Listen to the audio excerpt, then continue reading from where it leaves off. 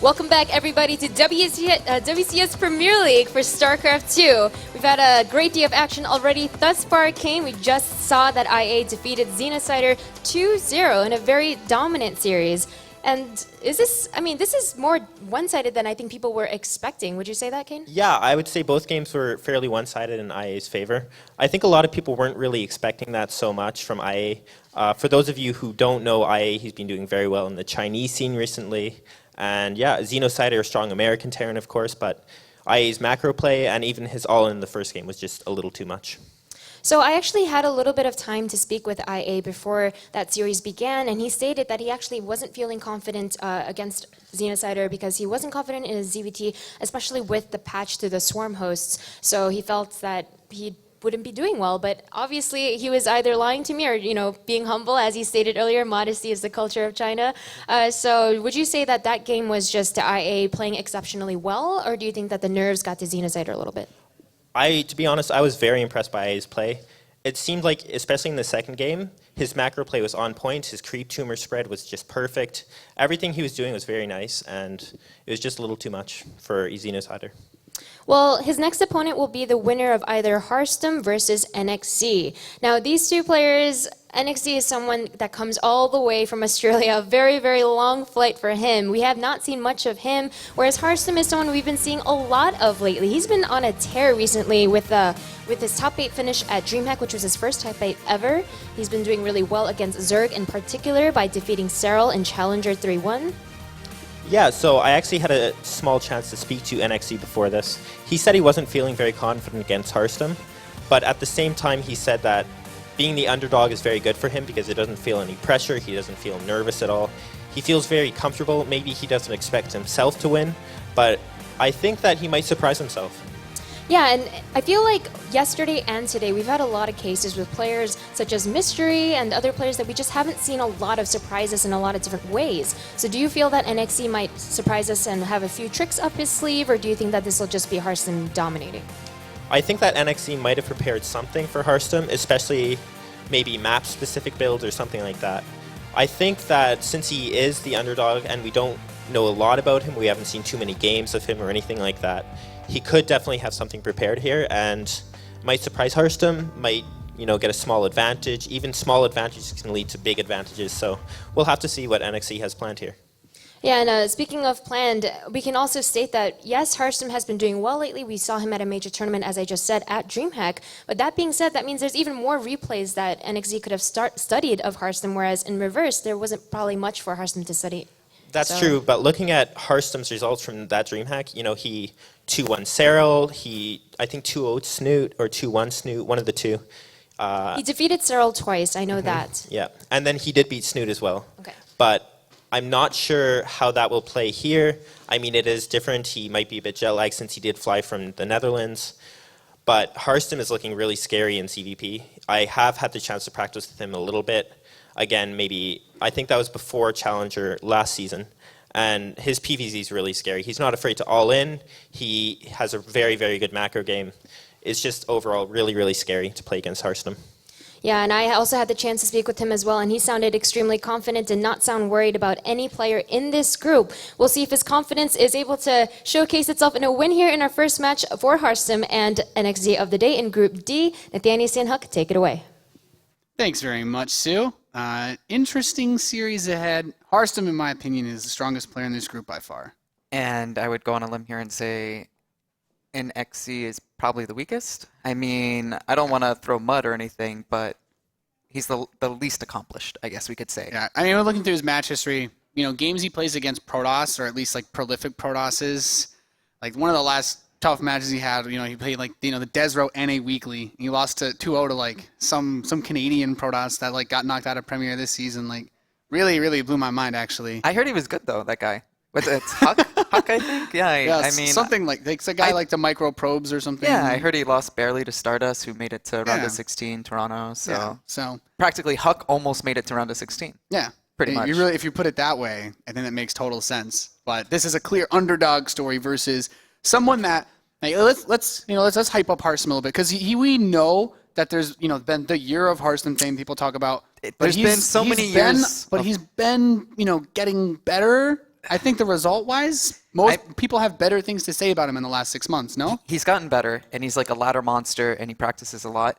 But at the same time, there's been so many years of Harstem. It's like the decade of Harstem at this So point. it's just like overplayed. But is he actually getting better then? Yes, he is getting better. I'll give him credit. He is getting better. He has been practicing more. He's made it into Premier. He's been beating top players. He's been on top of GM. You know, this is like a very regulated thing. They even have like those little ladder competitions on the EU server.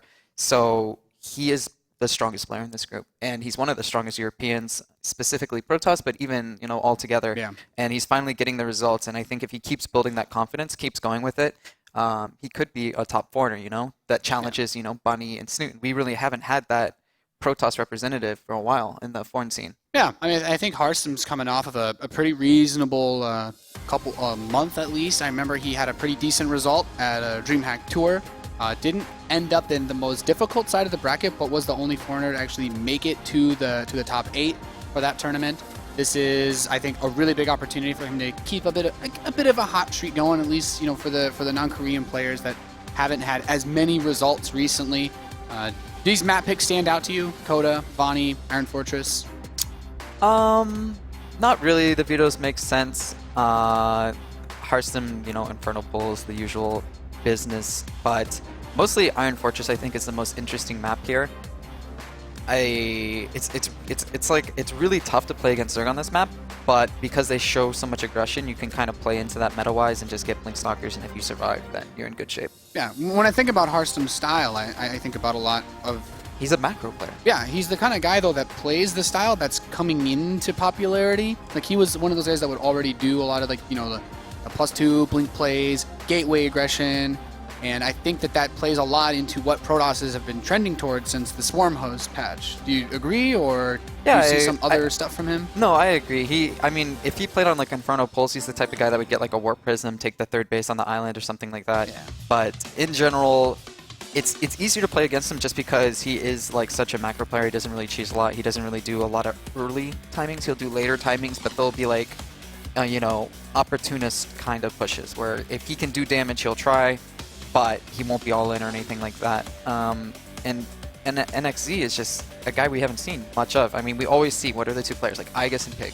Before that, it was like Pig and Moonblade. We've had a good number of players make this season be their WCS Premier League debut. You know, Xenosider today, we had Betrayus. Red.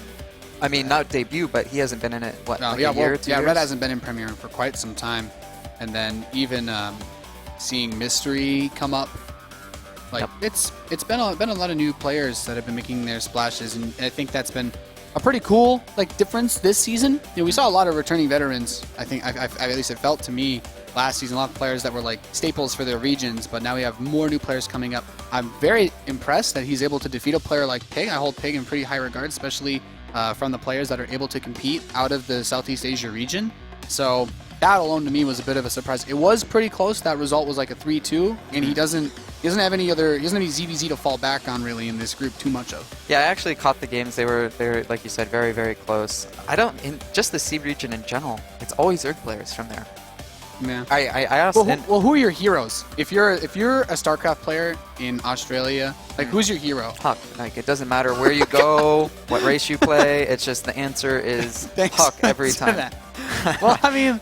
No, but you know, you like players like Moonglade, right? Yeah. Well, the thing is, what I talk to most of the C guys, and what they commonly say is they have to play cross server so often. NA, Korea, whatever, they don't have the best ping, and they say Zerg is the easiest race to play cross server. There's a lot of A moving. I'm not trying to be biased or anything. It's more about setting up for engagements rather than microing during engagements. Yeah. So you set up the arc and then you attack, and you know maybe you have to hit fungals or something. That is a good point. I like Moonglade just being that handsome guy they all wanted to follow after. Yeah. Because he was like one of the first big guys to get results out of there.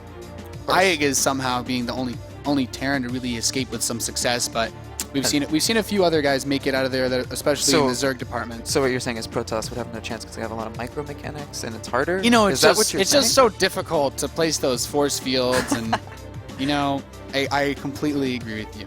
Yeah, I mean, he's just got a long road ahead of him. NXZ. He's clearly the weakest player in this group in, you know, my eyes, and then like just objectively result-wise, he hasn't been heard of. I'd be very surprised if he even made it out of this group, but you know, we'll see. The one thing he does have going for him is he hasn't played that many PvZs, like you said. The last one probably losing to that legendary player that is Huck in the Desert Weekly Cup, a very prestigious, I mean, very like, prestigious online it's event. like, what, a WCS, and then Desert's Cup, and then like DreamHack. And then GSL afterwards. Yeah, a little bit below. just a little bit. But, you know, for tournaments like that, this is a guy who would primarily play online cups. You know, how much do you feel it impacts him? Like, not only, because I had talked to him yesterday. I was like, is this your first time in the US? He's like, yep. You know, he saw Xenocider and he was like, well, I already realized I made like one of the best moves by coming over here. But it's still a whole new experience to play in a place he's never been before. Really long travel, of course, to come all the way from down there too. Yeah, I mean, the travel wasn't as bad. I mean, I always hear about these Australian flights and it's like 18 hours, something ridiculous like that. He actually had a direct flight. Thank you, courtesy of ESL/Blizzard. 12 hours, not so bad. Pretty sick. Okay. And he's been here a few days, so I don't think he's jet lagged or anything like that. I'm gonna get him, or somebody's gonna get him. I'm gonna make sure of it. Some in and out today, so it'll be just give him the full American experience. I agree. Oh wow, the crowd Cheers. goes nuts. The cheers for that. We are counting down into the first game of our second best of 3 here at the World Championship Series. We're starting off on Coda. So then we're both going to be in agreement. Harstem definitely a favorite. NXZ is going to have to show us some nice moves if he wants to make it out of here. Yeah, Harstem looking so pouty. He has those thick lips. Yeah. Well, Harstem, you know, he's not going to show his true feelings until he wins. Yeah, then he gives that smile. Then he breaks it out. Tweets at Nicki Minaj. Yeah, it's like, thank you for the power to get through my WCS group. I dedicate this. We're going to do the shout-outs. Do you have anything to say? Nicki Minaj, I love you. Every artist on his playlist that he listens to when he's competing in StarCraft. We are loaded in, though, ladies and gentlemen, to the first map of our second best of 3 here. You're watching the World Championship Series Premier League Group D. In the northwest position, spawning as the blue Zerg player, we have NXZ representing Silicon Gaming.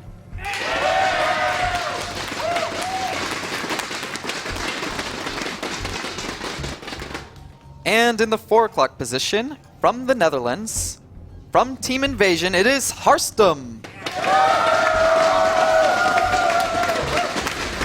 Why so serious? I mean, he's out for blood. He knows that he gets hyped. He's like, I've been hyped too much to come this far and not make it. I feel like Harstem puts a lot of pressure on himself. Yeah, I mean, with the hashtags, Year of Harstem, you got like a deadline, right?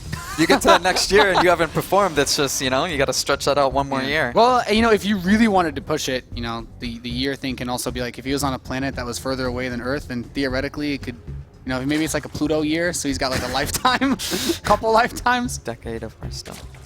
But NXZ is going to open up with something not aggressive. This is a player we haven't seen so much of, so I think, you know, whether we get like an early pool out of him or something is a sign. Maybe he's not feeling like he needs to be cheesy at the very least.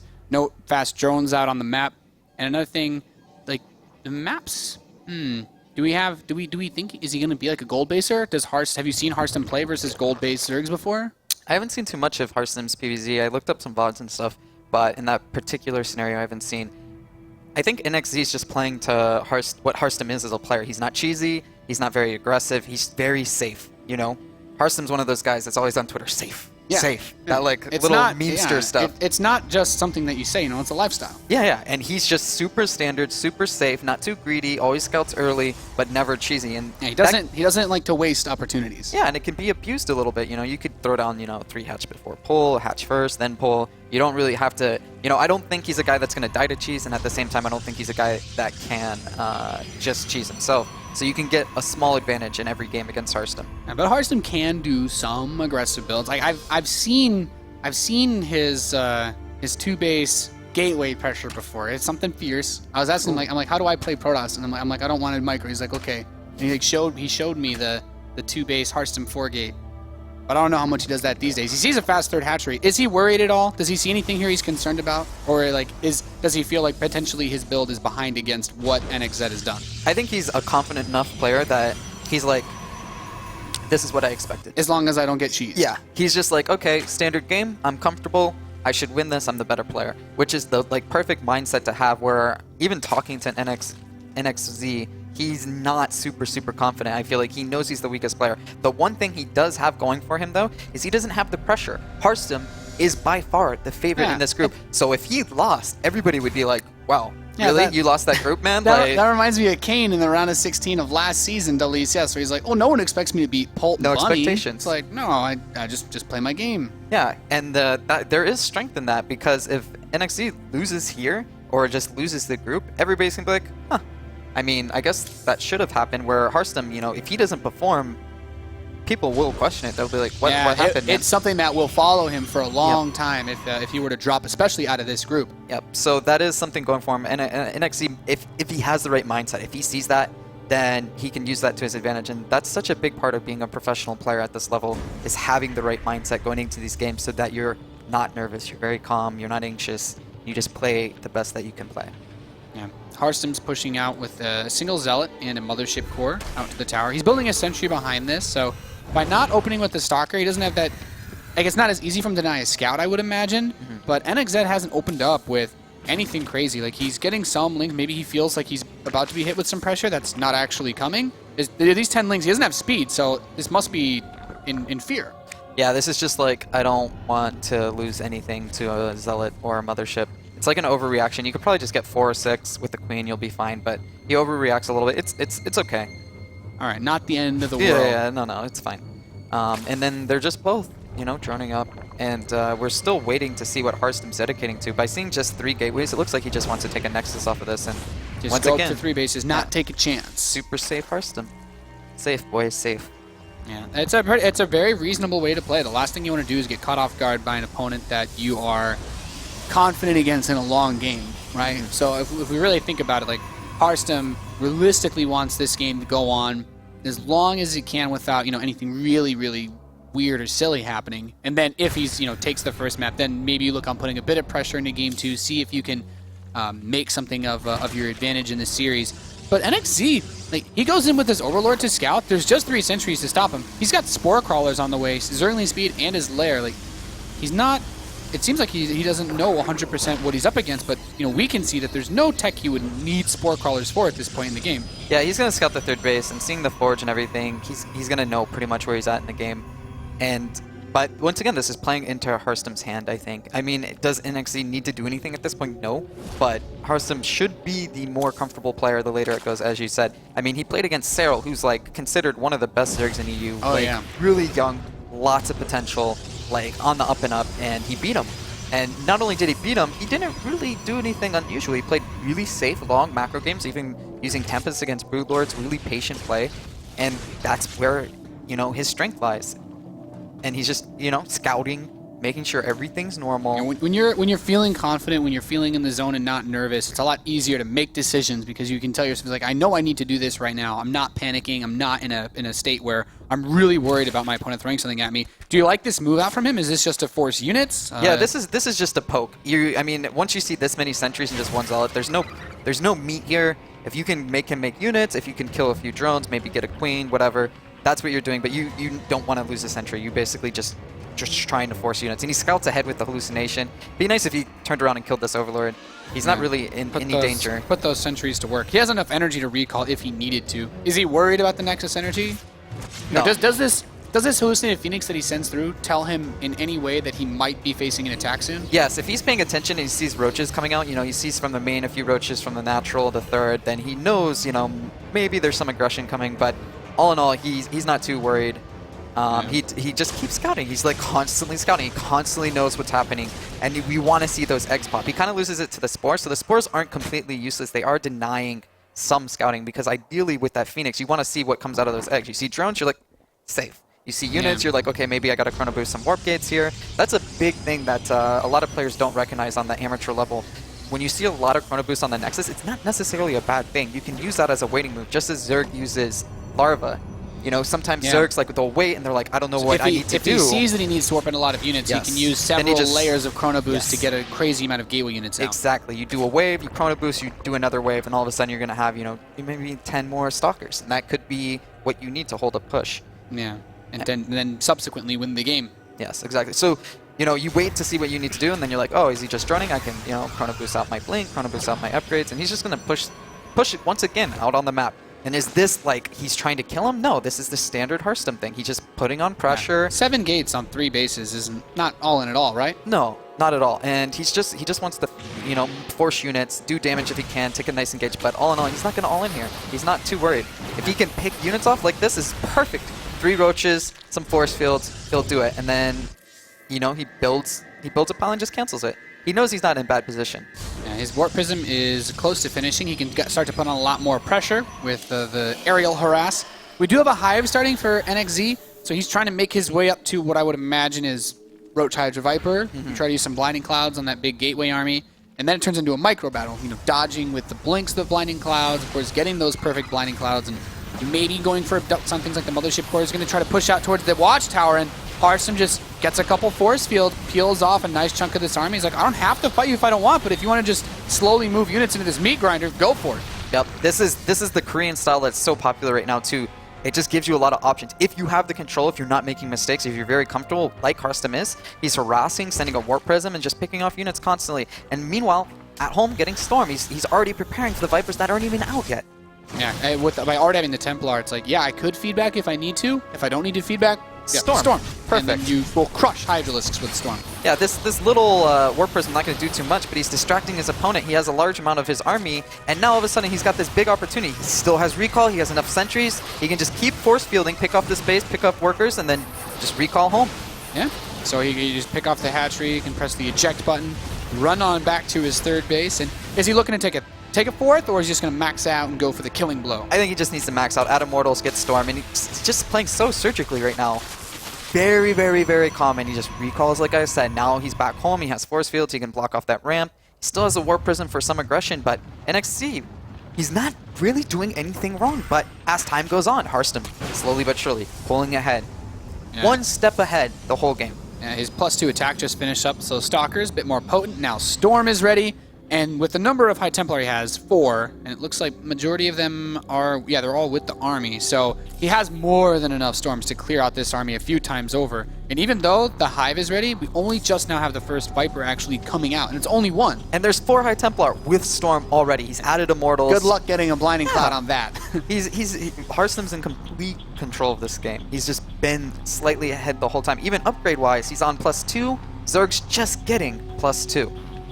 And there's no mistakes. It's just Harstem has played his game, and NXZ needs to throw him off a little bit. He needs to do something that's going to bring him back. Because I'll take this engage all day. Protoss army with Splash, Storm, and Zerg's just on Roach Hydra. Against just pure Roach Hydra with no supporting units whatsoever. Harstem's getting ready to push in now towards that area between the natural and the 3rd base. Guardian Shields pop, a few Storms to proc this fight, and once he moves forward, like I still feel he can make more big plays. Okay, now the Warp Prism puts some Zealots inside of his main. Without charge, the Hydras can deal a little bit, but the Hydras aren't kiting, so they're actually all going to die anyway. Yeah, the same number of Hydras versus Zealots, even if they don't have charge and they're not being microed, should trade pretty evenly. Harstem just checking the 4th base. He's, I'm getting my own 4th. Takes this engage. Good Storms, and Blind Cloud goes down. He does peel off a lot of this damage from the Zerg army. Oh, those Storms absolutely wrecked the Hydralisk. The Zealots were still in the main base, going ham. He saw the Greater Spire morphing in. Force fields the drones away from the army. Could have tried to chase them down, but, you know, killing 16 already not bad at all. You can go for the Hydralisk Den and these Zealots. 16 drones. That whole main base got cleared out by these Zealots.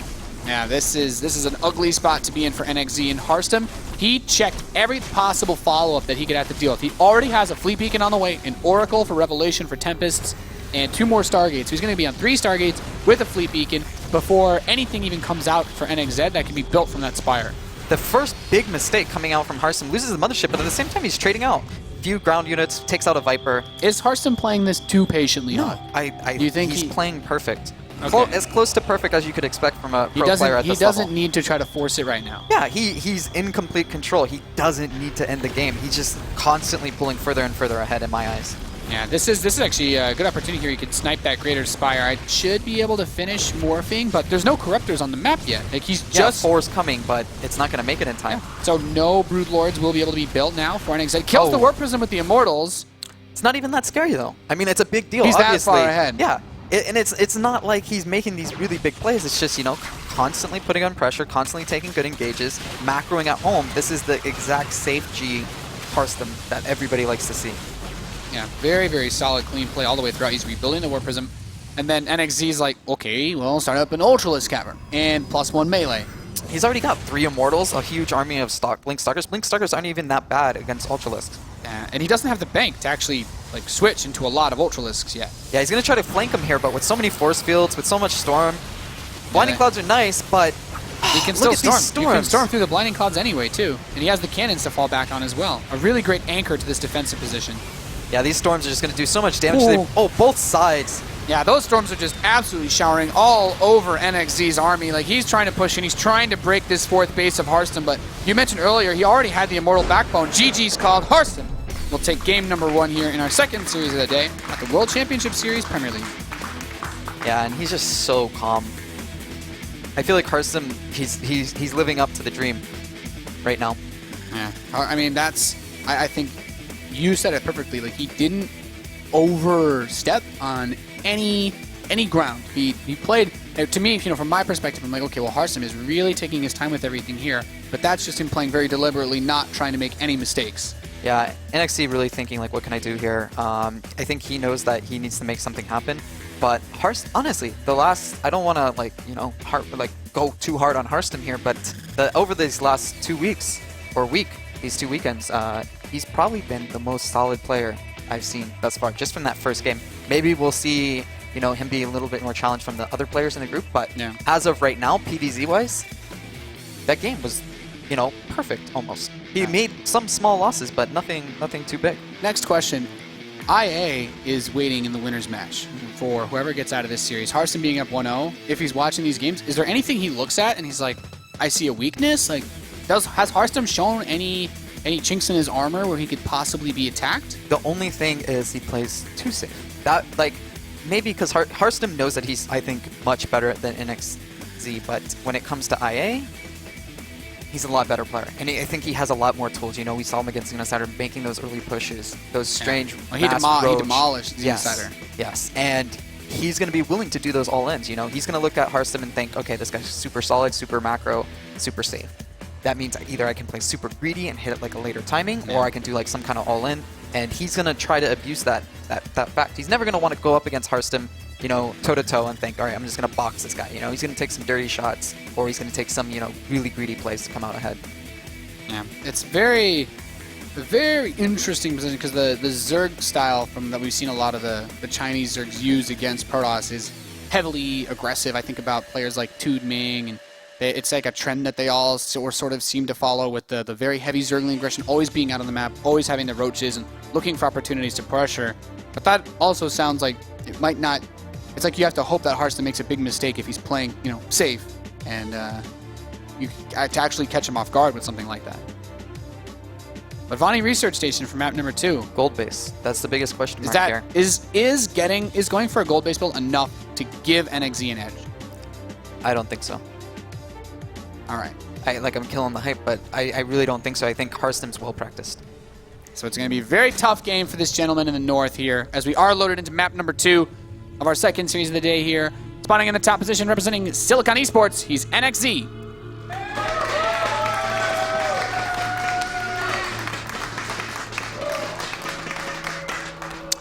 And in the 6 o'clock position, has more years than Chinese calendar. It is? Oh, no, it's not. Well, No, it's not. Well, it's kind of Harstem, a little bit. And your train gets the real hut. We're just making sure everything is okay with NXZ setup. Just make sure everything is cool, that there's no issues or anything that I have to worry about. Oh, rocking out. That's for sure Minaj, right? Has to be. I mean, this is one of those things that if you manage to advance on in a series, I think that's got to be like an interview question. Like, how do you jam out? How do you jam out? Because if you really think about it, like StarCraft is so much a mental game, and not, you know, like the mechanics are important, but even having good mechanics requires you to be really well focused, right? So the music, when you really think about it, or like whatever you use to get in the zone, like it's got to have a massive impact on your ability to actually play. Yeah, I think the interview after this game is definitely going to be lyrically intense. Yeah, I wouldn't be surprised. Yeah, I think Harstem is like a musical kind of guy. On a scale of like 1 to 10, out of all the stuff that Harstem uses to prepare, how much of like the 10, you know, preparation points do you think like stuff like this comes into getting in the zone? Is this like a core foundation for his ability to play? Yeah, I think every player has like a small ritual, a small checklist that they do. Like for me, I mean, like I have simple stuff like I take like a drink of water, swish it around my mouth, make sure, you know, it's nothing's dry, you know, I'm really You're relaxed. like, just make sure that I don't have bad breath during the winners interview. I'm like, No, nothing like that. I have this like little hand squeezer that I squeeze, oh, kind of get out a stress grip. Yeah, to like kind of get the nerves out, kind of relax. So everybody has stuff like that. Harstem, obviously, listening to music, just jamming out. I think he just wants to feel comfortable. You know, that's what most players. You want to mimic the home situation. Yeah, exactly. You know, music has a lot of them. You know, ties in your mind with memories and things like that. And if you have songs you associate with good memories, and it's a big bring difference, out those feels. Actually, between foreigners and Korean players. Korean players, for the most part, won't listen to music when they compete at tournaments. You know, at home practicing, yeah, maybe some of them no. But for the most part, at tournaments, Koreans will not listen to music. Where foreigners, it's common. You know, if I don't have my Spotify on one of those computers, You can't listen. Hug's not happy. Ah, And you don't like Hug when he's not happy, man. I do not. It's important to be in the zone, that's for sure. We are loading back into game number 2. We are live once again. And yeah, he's whatever it is, he's singing along to it. This is the, you know, it's like, this isn't a team game, but I still want a comms mic on it just to know. Just to know. Okay, we're ready to go. We're on Vonnie Research Station. Our first player in the top position, the Blue Zerg, representing Silicon Esports. He's NXZ.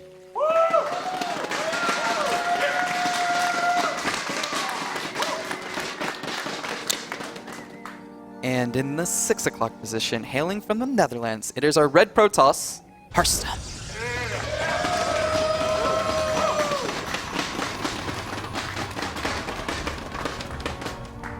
Harstem, boys. I'm very interested in whether or not NXZ goes for the gold base. Yeah, he needs to do something. I feel like he can't, like I said, he can't go up in a straight macro game. What's the craziest thing that you could really do on this map aside from the gold base? Who was we did see someone go for both the right side gold base and the one in the center of the map, which was pretty brave. I don't remember. I think it happened last week. For some reason, it's escaping my mind. I don't think it was. Mojito Club, boys. Yeah. Well, it's something that, you know, you got to take big risks like that, though. Yeah, I Like, mean, what about the proxy hatch style, he like could versus do- 4GG? Should you just build a hatch outside of space? Yeah, there's a lot of cheeses you can do on this map. Would you prefer that to him trying to play another straight-up Yes, game? I think he needs to do something. It could be anything. It could be Nidus, it could be like fast mutas, could be, you know, like really aggressive burrowed roaches. So like a Bly build. Something. Yeah, he needs something. Bly, like you see, yeah, he's a very good player where he mixes it up. He can play macro, but you need to mix it up, especially when you're playing a better player. And that's why I'm saying against IA, Harstem's going to have a harder time because I think IA is slightly better than NXZ, and you know you can't always play super safe. Against, you know, if you're better than a player, sure, you feel fine, you want to play macro, play super safe, you know, you might fall behind a little bit in the build, but in the end you're going to come out ahead. But NXZ has to figure something out here. I mean, he opened up pool into hatchery, no gas, a relatively standard opening Safe so build. far, and not even doing what a lot of other Zergs have done in WCS and even in some of the Korean leagues. He took the pocket base as his first one. Like he didn't want to reach out to take the low ground expansion, which is super popular. The gold base, which is it's like standard to just take the gold base on this map to start. Like the Protoss players generally have no way to punish it early on. Yeah, I mean, it could be later. You know, he could throw in that Nidus, but he needs to do something. Not normal. Something abnormal. He needs to shake. He needs to shake. I want to if I was his coach, I would go up to him and be like, you know, I would hate to say this, man, but I feel like you're just not going to be able to beat this guy in a straight up macro play. You need to mix it up, and he plays super safe at the same time. I mean, we've seen players have success taking that mentality, though. Like we think about players that crazy have rough builds, YOLO builds like Violet. Yeah, players that have difficult times winning macro games against opponents that are solid. Like I think to Haas immediately, right? Because you have Haas who's taken down players like Jadong in official WCS matches with just the craziest strategies. Just, I mean, 6 pylon wall, cannon rushes, yeah. and then when he's forced to play a longer, like straight up game, like when he played Kane in round of 16 last season, like he just fell apart. You know? Yeah, the best players are going to be the players. Like I keep referring to Life as a Zerg player, but he's someone to really look up to just because he's like such a sick player macro-wise, but he still does crazy builds, and having that double threat, being able to play both sides of that coin, and your opponents are never going to know what you're going to bring. You know, is this the life that's just going to make a lot of Zerglings and just like Yeah. move into my wall and break it down? Or Life is constantly doing that too. Like he built a third. Like I remember watching one of his like last ZVTs, and it was either GSL or the SC2 Star League, but he like built a third hatch like in a random corner of the map just to hide that he's going to build Banelings from it. Yep. Like he just does weird stuff that doesn't make any sense, and he makes it work. And that's, I guess, something to aspire to. But it's also, you know, he's life. yeah, in a lot of ways, StarCraft 2 is similar to poker. You know, if you're always known as that player that's just going to play, you know, really good pocket hole cards like Ace Ace, King King, you're going to have a hard time. But if you're a player that can play all kinds of styles, you know, you can bluff. Got to be unpredictable. Yeah. As often as possible. Yeah. Yeah. So this game, what we're seeing out of NXZ, bit later gas. I mean, he's droning pretty hard. He's not getting like the 10 Zerglings, but he still made, what, 8? I mean, Like 8-lings, what realistically do these 8-lings save him from? You know, can Nothing. just the queens with only maybe Yes. with just defend this? yes. If he micros perfectly, and Harstem going for the same build last game, he's just going the Forge, triple gate, he's going to take a third Nexus, push out with sentries probably. I mean, I'm expecting the same exact thing from Harstem, and I'm hoping NXZ is going to do something different. But so far, he's just droning. He doesn't need to dedicate to anything yet. You know, he doesn't really have options. It's Bonnie research. Is this What a is he going to do? faster? Is this a faster third from Harstem? It's very similar. I think it's easier on this map to take a third Okay. compared to the last map. But I wasn't sure if it was just a little bit quicker than the previous game. NXZ's getting his Roach Horn. His Zergling speed is halfway done. like, I would like to see him be really aggressive here, cancel the third, something like that. Something small, but will give him a good advantage going. He's going for the gold base, his it looks spe- like, with this drone. I mean, his speed's only halfway done, though. Like, do you think he could actually cancel the third? Yeah, I definitely think it's possible. You get a good amount of roaches, you follow it up with Zergling reinforcements, and they arrive by time the roaches are attacking. It's possible, it's doable. It's all about control. But he is making enough roaches, and it looks like he's going to actually commit to this. I like this. So he does want to cancel this third base. We're going to see some aggression here, and it's going to come down to control. Does Harstem have what he needs to defend? The cannon He is very does. close to finishing. He does. So it's And a the control Nexus. battle now. Yeah, and the Nexus and the Photon Overcharge. And he has enough sentries where he's not really in any danger as long as he hits the force fields. And he's already scouting. He knows this aggression's coming. So it's going to be pretty hard for NXZ to do damage here. The worst case is he gets, like, you know, donutted. He gets that sentry force field donutted, and he loses everything, and he does no damage.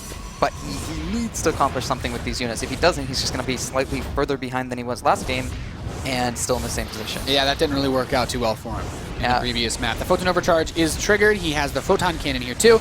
The Roaches are going to try to hit this this Photon Cannon, but at the same time, he's taking a lot of heat from those. He's preemptively getting some force fields up against the Lynx. He even built a second and third cannon behind the Nexus, so if he were to try to even surround it, he wouldn't have full surface area, and he would be taking a lot more damage. Yeah, and he has like a good SimCity. Harstem saw this coming, scouted perfectly, and he defended perfectly. And, I mean, if NXZ really commits there and he throws his units into force fields, he could just lose everything and lose the game. Maybe not now, but later on he would be really, really far behind. It was okay. He needed to do damage, but I think He didn't committing really there, get much. You can't commit there, though, as a Zerg player. He was too well prepared, and What now he's if- got the gold base. Yeah, He so- might be okay. The only other thing I could think of asking at this point is if he hadn't gone for this aggression, or if he had feigned it, you know, built half as many units, would the drones he could have otherwise built have possibly made things better for him, or? Yeah, the timing was a little off because he did take that quicker third base this game, as you Yeah. said. So I feel like the normal timing, he would hit and there'd be like one cannon and the Nexus would be halfway done, and he could start doing that damage to the Nexus and threatening to cancel. But with such good SimCity, the Nexus finishing by the time he got there, Photon Overcharge, the extra cannons, can't really commit to that. Especially because it's Bonnie Research. With that one single ramp, Yeah, there's only one angle to really attack this base from. If you try from the left side, like it's still there's a the wall same anyways. problem. There's Yeah. SimCity, everything. So now he's just going to move around, try to, you know, pick up the Stalker, Scout. It's something. You Yeah. still lose the Overlord that's spotting for vision, which is why it's so important to have it there. The Lynx try to run around, but you mentioned the SimCity. Like, the left side is completely closed off. Almost runs into a force field trap. Yeah, he's just keep poking. He wants to know where the army's at. Harstem's like kind of going for this halfway feint again, but he can do damage. That's what's so good about this Blink Stalker Sentry control, is that if you do have good control, you have options. And at the same time, you always can recall, you can always force field to, you know, retreat. And NXZ needs to try to get like a surround here, ideally, and force a recall without losing too much. But that's a lot easier said than done. Yeah, this is going to be a very, very difficult push to stop. I mean, +2 is close to finishing. Blink is close to finishing. He's got the War Prism and a Robotics Bay coming in to follow this up. Like the War Prism. It's going to be the same thing can from of last worms. game. It's going to be the same thing from last game with the Zealot harass and the small little pushes. Yeah. He doesn't take as much damage. You remember last game at this point, he was canceling the 4th base with that force, and he was doing more damage with the Zealots. He's not doing it this game, but I don't know. NXZ going for fungal. I mean, guess it's okay, but it's so dependent on your opponent making a positional mistake. Yeah, I mean, if you compare this setup to where they were closely to this point in the first game, relatively speaking, is NXZ any better or worse off? Or Very, very, very similar. okay, Slightly variations with the infestors, but and Harstem's going to go Colossus this game too, so not I feel straight like into Storm. I feel like that's actually better for NXZ. We're seeing more and more Storm, especially from the Koreans, and I feel like the way Harstem plays into that better than the Colossus style. So is Harstem just trying to mix it up and keep him on his toes, or? I think it's because the infestors possibly. All right. Yeah, I mean, there's a pretty hefty number of Zerglings on the map. There's 97 Zerglings, so I can see where the Colossi are effective in that instance. Yes. We're going to have the Warp Prism come in here. I don't think it's going to do too much damage. NXZ already kind of spotted it, so he knows what's coming. And he's just going to lose a Hydra, but killing four Zealots for, 1 Hydra is not that big of a deal. He's probably happy with that trade, to be honest. I mean, he gets a few Zerglings too. I mean, he's got that +2 on the Zealots, but not the craziest thing ever. Harstem's making a big push out, though. He has 1 Colossus with this army. His extended thermal lance is only halfway done, but he's taking a 4th base and the Templar Archives behind it, so he has the, his escape button ready. He's ready to press recall if he needs to, if he can't break this army or if he gets fungled in a really bad position. And he cancels the 5th base. I mean, Harstem just playing textbook Protoss. He's poking with his main army, and behind it he has the Warp Prism. NXZ needs to kind of split up his army a little bit more. He has a really good bank. He could even throw down a lot of static defense, and he's getting the Greater Spire. I feel like if he could get to Broodlords, he has a really good shot just because Tempests aren't as strong as they used to be, and Broodlords take a little bit more damage from those Tempests to be killed. Now, that's a really good point, considering that Harstem is only just now getting his first Stargate, which means we could actually have Broodlords on the map before Tempest is even in production, which that's a pretty powerful position to be in. If NXZ can do that and get it in the right spot, then that's really nice. Harstem sends out a hallucinated Warp Prism, try to bait him while he hits the 5th base once again, and still has that Warp Prism in the northwest, while getting his army in position here and killing a lot of Zerglings for free. Yeah, he's just peeling off units. Both players just playing safe. As I said, they respect each other, but I don't know. It's better for NXZ this game just because he's getting this later Storm, and by having the Viper threat and the Infestor threat, you can Blinding Cloud, you can Fungal, he has the Hive. It's always something in the back of Harstem's mind that he might be scared of, but it looks like he's going to just, hallucinate 3 Colossus, make it seem like he committed a lot more than he actually did. Oh, this is nice. Picking up the Warp Prism, you don't have to worry about your back bases, and you can more clump up your army and try to defend this 5th base. But still, it's going to be pretty hard against this many Colossus. 3 being real, 3 being hallucinated, but It's going to be really tricky. He's got 6 Broodlords on the way. Hallucinated Void Ray to try to defend against this Zergling attack. Not, Hallucinated Void Ray is not the most threatening thing, so I don't know. You got to ask Idra about that one. as he starts to push in towards this 3rd base, hallucinates a few more Colossi, and those Broodlords very close. A couple of them almost ready, but not in time. He's able to get the Stalkers underneath. There's the Fungal, but I think he can actually still hit some of these Broodlords, throwing the Storms on underneath them at the same time. And even with these Fungals, there's just not enough meat in this Zerg army to actually overwhelm him. 50 Lings on the way, but if you don't kill the Colossi, the Zerglings are going to be useless. Yeah, beautiful Fungals, but the timing was so good. The Broodlords just weren't finished. Even came 10, 15, 20 seconds later, this push would have been a lot easier to hold for the Zerg player. And now, like you said, all the Zerglings are going to come out, but there's Colossus already on top of them, and they're not together. They're coming at one wave from each hatchery. Yeah, the Colossi are just absolutely phenomenal against these big packs of Lings, and NXZ is quickly burning through his bank down to just 115 supply. And I don't even know if he has the larva that he needs to actually. He's got 14, so he can spend it on something. Goes into roaches. But I mean, this army with the reinforcement capabilities, I think it can deal with the next wave or two anyway. Yeah, that pylon's about 80% done. As soon as he has that, if he can warp in some Zealots, Stalkers, whatever, he just needs some meat with this army to protect these Colossus. And he's going to keep pushing. Yeah, this army is going to knock down this base. He still has the gold base on the east side of the map, but a Protoss on 4 bases like this, +3 finishing. His army's only going to get stronger at this point. Harstem being a little too safe. I would have liked to see him commit, just end the game here. I feel like if you give your opponent a chance, like, his sloppy macro, to be honest, could come back to bite Harstem in the butt. Because he does have 1.2k, 1k. I don't think Mutalisk are the choice, though. I mean, he already knows he has, you know, High Templars, he has Blink, he has Archons, he has a Stargate almost. And He has 3 Stargates and a Fleet Beacon. yeah, like... He can start Phoenix range and just start pumping out Phoenix right now if you really wanted to. Mutalisk are a great unit to have when you're ahead in the game, but he's not ahead. No, not at all. Zealots are going to be warped in to defend against these roaches, so they're going to get something done. But you know, the big army's coming back.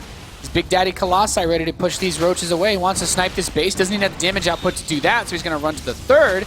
Keep in mind, there's still cannons there. Yeah, cannons, SimCity, he warps in a sentry to force field. That was cute. And now the Stalkers are going to act as a natural wall, just blocking in these units. And where are they going to go? They're going to go back to the 4th base where there's more units waiting for them? Not going anywhere. Snipes a Templar. I guess he doesn't want to storm his own probe, so Yeah. he'll clean these up. Now the Mutas are going into the natural. This is where Harstem just says, okay, start using those Stargates. Immediately starts Phoenix range. Immediately starts building 3 Phoenix at a time. And with Harstem's economy, with the way that he's been playing in this game, that Phoenix count scales super fast. Like, he would have to immediately unpower all 3 Stargates, and even then I don't actually think that'd still be enough. Yeah, he's still got all these Blink Stalkers. He's got the Phoenix coming out just in time. He's also going to could just warp in another round of Stalkers. Can he really kill all of them? It's going to be tough. He's going to have to trade out. A lot of them were low on hit points. They just had the shields, but it buys some time to get Phoenix out, and then the Phoenix can immediately get to work. He still has that massive army. I mean, something actually got a bit of a Zergling run by, it looks like, towards the 4th base, so Harstem takes a bit of damage, but he's got the main brunt of his ground force actually pushing the gold at the same time. Yeah, he's just going to counter. And look, this army is huge. If those Mutalisks came back to defend, they would have no shot. And at the same time, they're already struggling to kill Harstem at his main base. So it's a base race, but Harstem's not even losing anything. I mean, really. Harstem can afford to sack his 4th base to, you know, win the game in exchange, right? Yeah, he still has a good amount of workers. He can always retake it. And Phoenix range is done now, too. So Yeah. the Mutas are just, it's a moot point now. yeah, and the Zerglings even, they're not going to get great surface area at the 3rd. There's already cannons there. He can warp in Zealots. It's really rough for him. Harstem playing a phenomenal game. GG's called. He will move on to the winner's match to play against IA at the World Championship Series, Group D. So, not bad. Like, Not bad at all. he switched it up a little bit, going for the Colossi. He got there right before the Broodlords finished. Any other notes, any other ways you'd like to enlighten me, Chris? Not really. NXZ, the Mutas kind of paid off just because it was, you know, saved him a little time, distracted Harstem for a little bit, but he lost too much with that push. Yeah. Well, you got to try, I guess. You said you had to try something. Was that enough something, or should he have tried something else? He should have tried something else. You think maybe like It was a little Nidus too or standard, Phasmida? yeah, or be more greedy, you know, take a quicker fourth Too base, standard for an something. opponent Yes. that heavily favored? Yes, I think so. All right. Well, it's going to be very tricky. I'm curious to see what happens in his series against Xenocider. Yeah, I think Harstem particularly practiced a lot of PvZ because there's 2 Zergs. Yeah. So I think he's well-rounded in PvZ, and Harstem's more likely going to struggle against, you know, someone like Xenocider. But will he play him? We don't even know. His next opponent will be IA. Let's hear from the man himself. Harstem is with Smix. Thank you very much, Nathanius. Congratulations, Harstem. A 2-0 start, always a great way to start the day. Harstem, when we have been talking about you in this group, everyone has been stating that they expected you to come out first, but that can be a little bit pressuresome. It can be a little bit extra stress because people are expecting you to do well, but you seemed really confident. You didn't seem affected by nerves at all. Yeah, I think I played pretty well in this series. Yeah, pretty straight up games, I think. Yeah, that's one way to put it. Yeah, you were very, very impressive in your series against NXZ. So we always joke about this year of Harstem thing, but actually you're doing really, really well lately. You did well at DreamHack. You made top 8. Now you're doing really well here. Is there a particular reason you think things are just coming together for you lately? No, not really. I think I've been playing pretty well lately. I think DreamHack was a bit of luck with the bracket as well. And now I think I had one of the easier groups as well. So I don't think you can judge too much yet, but we'll see in a few months. All right, well, your next opponent is another Zerg, and you have been playing a lot of Zerg lately. You played Serral and Challenger, you just played a Zerg now, and your next opponent is another Zerg. So does this make you feel more confident headed into the matchup because you're just playing it so often, or are you a little bit wary just because IA probably has been watching this series? Well, I feel like I've always been playing the same against Zerg for the past 1.5 months. So if he did his research, which I think he should have done, then he already knew what I was playing. So I don't think it matters much if he watched this series or not. Yeah. All right, before I send you off, last but not least, Harstem, you've been doing extremely well. You just sound extremely confident, and you are playing confident. So in terms of headed out of this group and making it to the top 16, how confident are you in that? Pretty confident, I guess. I just won 2-0, and I'm in the winner's match. And I think against all of these players, I'm the favorite. So yeah, I think I have a good shot of getting to the round of 16. All right, then. Well, thank you very much, Harstem. Best of luck in your next series. Guys, when we come back, it is the elimination match of Group D already. It'll be America versus Australia and Xenocider and NXZ, so don't go anywhere.